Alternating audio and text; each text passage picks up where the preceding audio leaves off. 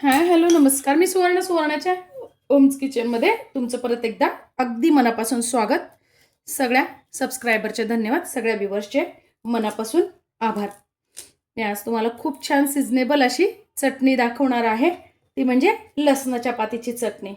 तर सध्या बाजारात खूप छान अशी लसणाची पात येते, तर ती आणल्या पहिले काय करायचं आहे, सगळ्यात पहिले स्वच्छ धुवून घ्यायची आहे. बघा, स्वच्छ धुवून घेतलेली मी आणि वरच्या पातीचे आहेत ना बारीक बारीक असे तुकडे करून घेतलेले आहेत. थोडीशी घेतलेली कोथिंबीर, थोडंसं लिंबू, 2 हिरव्या मिरच्या घेतलेल्या आहेत.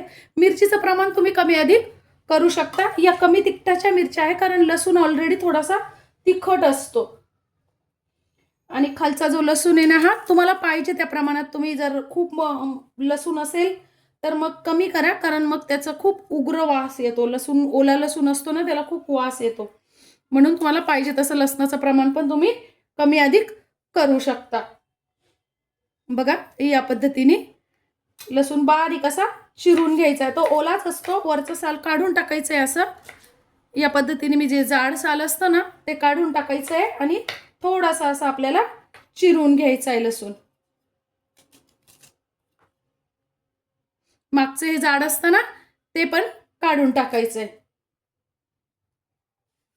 खूप छान लागते आणि ही चटणी थंडीत जरूर खावी. याच दिवसात येते, फक्त नोव्हेंबर डिसेंबर मध्ये मिळते आपल्याला लसणाची पात. तर नक्की करून बघा, खूप सुंदर चटणी तयार होते.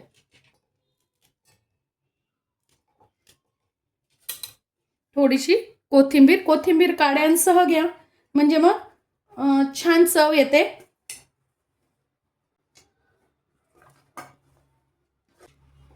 आपल्याला अर्ध लिंबू पिळून घ्यायचंय.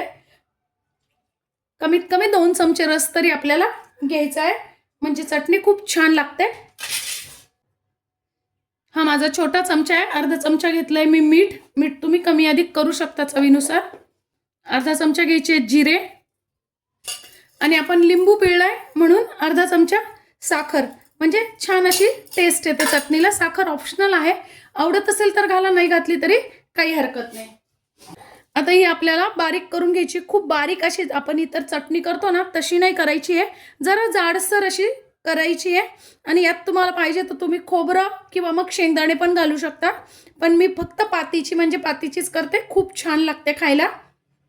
जाडसर अशी आपण बारीक केलेली आहे, खूप बारीक नाही करायची. आणि पाणी पण घालायचं नाही या चटणीत. घातलाच तरी तुम्ही फक्त एखादा चमचा पाणी घालू शकता, खूप पाणी नाही घालायचं, नाहीतर मग काय होतं, ते पात आणि पाणी वेगवेगळं होतं. मस्त अशी आपली चटणी तयार आहे. तुम्हाला माझी आजची रेसिपी तुम्हाला कशी वाटली कमेंट्समध्ये नक्की सांगा. चॅनलवर नवीन असाल तर चॅनलला लाईक, सबस्क्राईब आणि शेअर करा. धन्यवाद.